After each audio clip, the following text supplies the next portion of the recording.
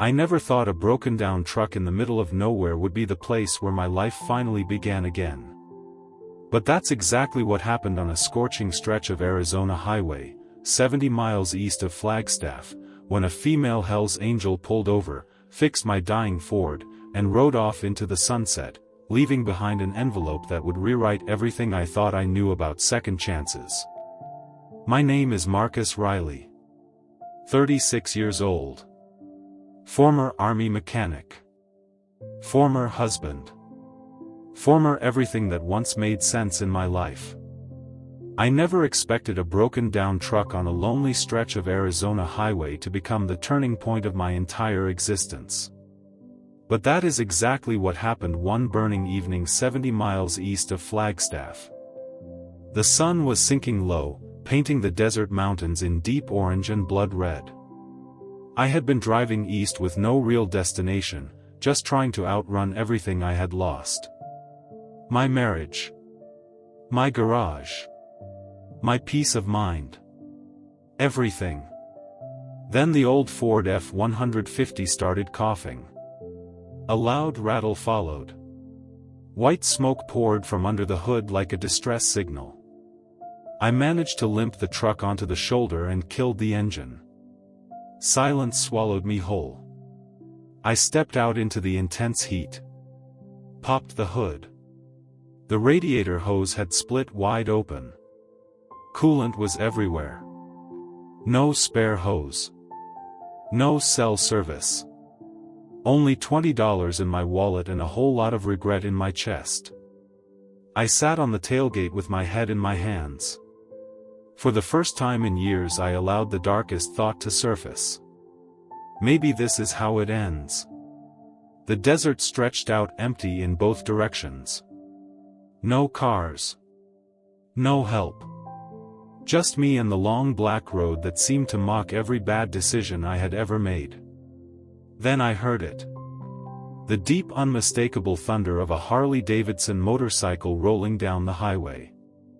Not some weekend rider. This bike sounded serious. Powerful. Alive. She appeared on the horizon like a vision from another world. Long wavy hair whipping wildly in the wind. Black leather vest with bold red and white patches. Tattoos covering both arms. Sunglasses hiding her eyes even as the sun dipped low. She slowed down without hesitation and pulled off right in front of my stranded truck. The engine rumbled to a stop.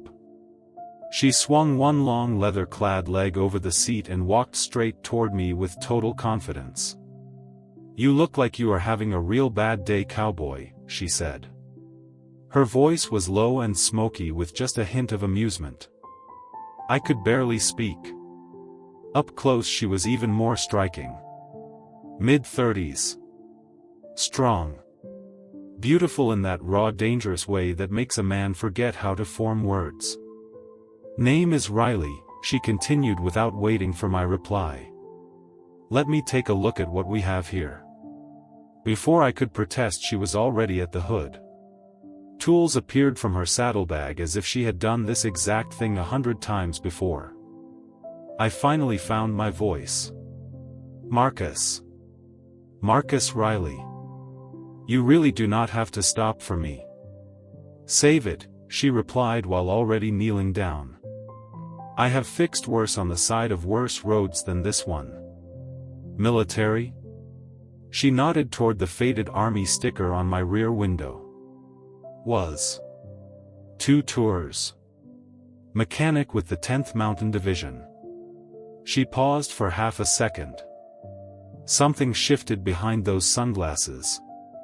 "Explains why this old truck is still fighting to stay alive." "Yeah," I muttered. "Been nursing her longer than my marriage lasted." She did not laugh. Instead she kept working with steady, skilled hands. Grease began streaking her forearms as she drained the remaining coolant and cut away the ruined hose. While she worked we talked. Not empty small talk. Real conversation. I told her about my ex-wife Sarah leaving with my best friend. About the bank taking the house. About the garage laying me off. About the nights I still woke up hearing explosions from Kandahar. She listened without interrupting. Then she shared pieces of her own story. She had been riding with the Hells Angels for 8 years. Lost her younger brother in the same war I fought in. The club became her family when blood could not. Tommy would have stopped too, she said quietly while tightening a new clamp. He was always picking up strays. Said every broken thing deserved one more chance to run. She worked quickly but carefully. Within 20 minutes the truck was no longer smoking. She wiped her hands on a rag, stood up, and slammed the hood shut with a solid sound. "Radiator hose and a little attention," she announced. "She will get you safely into Flagstaff. Stop at the truck stop there and replace it properly before you push any further." She looked directly at me and removed her sunglasses for the first time. Her eyes were a striking green. Sharp. Knowing. Carrying the kind of weight that only comes from real loss. "Do not quit on yourself out here, Marcus. The road is long but it is not over yet." Before I could offer proper thanks or even ask her last name, she was already swinging back onto the big black Harley. The engine roared back to life with a deep powerful growl. She gave me one final nod. Her long hair caught the last golden light of the sunset like flames. Then she twisted the throttle and thundered away down the empty highway. Her taillight grew smaller and smaller until it disappeared completely into the orange horizon. I stood there alone again. The desert fell silent once more.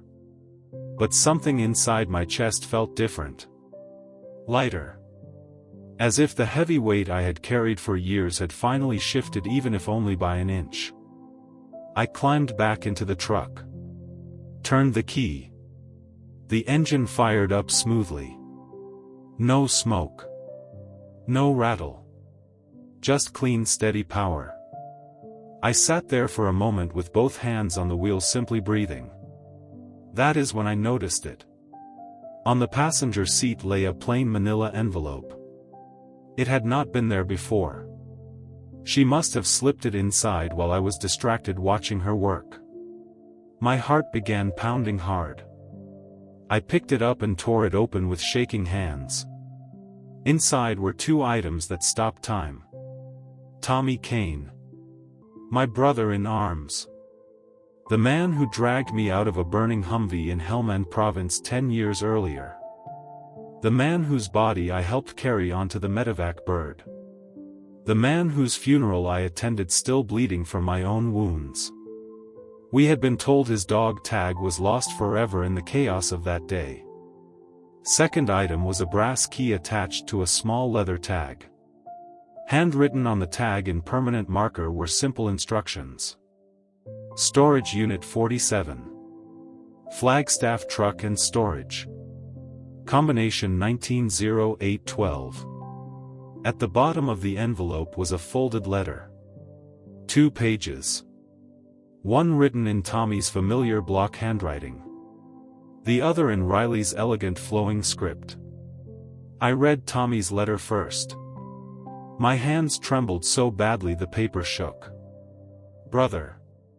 If you are reading this, then Reilly found you exactly where I asked her to look. On the side of some godforsaken road, trying to fix something that felt completely unfixable. I wrote this letter the night before that last patrol. I told her to keep it until the day she crossed paths with a stubborn army mechanic driving an old blue Ford who looked like he had given up on the world. That is you, Marcus. I never told you this, but the reason I ran into that fire for you was not just because we were soldiers. You reminded me of the man I always wanted to become. You talked about opening your own garage someday. About building custom bikes. About riding free once the war ended.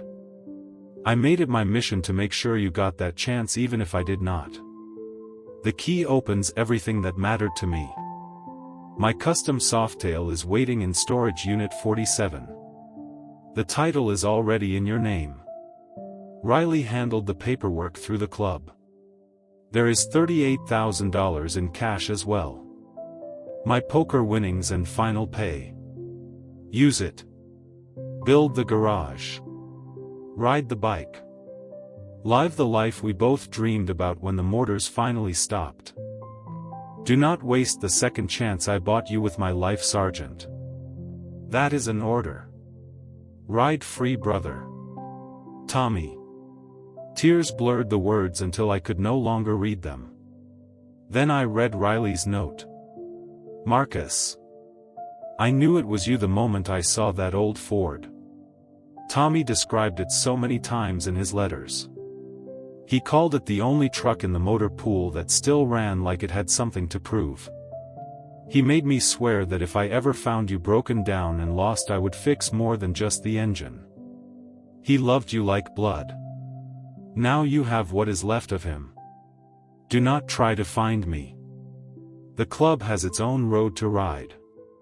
But if you ever come through Laughlin on a black Softail with Kane on the tank, I will be watching from the clubhouse porch.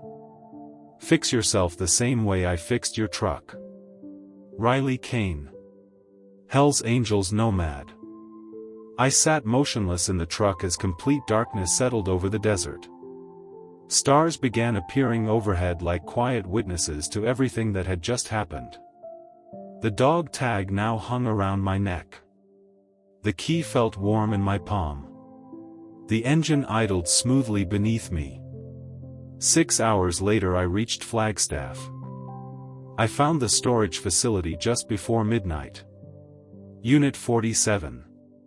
The combination worked on the first try. Inside waited the most beautiful motorcycle I had ever seen. A matte black Harley Softail. Custom exhaust. Kane engraved beautifully on the tank. Next to it sat a duffel bag containing the cash and the signed title. One final note was taped to the handlebars in Tommy's handwriting. Welcome home, brother. Music slowly swells into a hopeful driving guitar riff. That was 18 months ago. Today I own Reilly and Kane Customs just outside Phoenix. We build custom motorcycles. We repair trucks. We give work and purpose to other veterans who arrive feeling as lost as I once did. Every single day I ride that Softail. Tommy's dog tag still hangs from the mirror catching the sunlight. And sometimes when the sun is setting just right, I hear the distant thunder of another Harley in the wind. I never catch up to her. But I know she is out there somewhere on the open road. Reilly Kane. The female Hell's Angel who did not just fix my broken truck that day. She fixed me. And what she left behind on that passenger seat changed my life forever.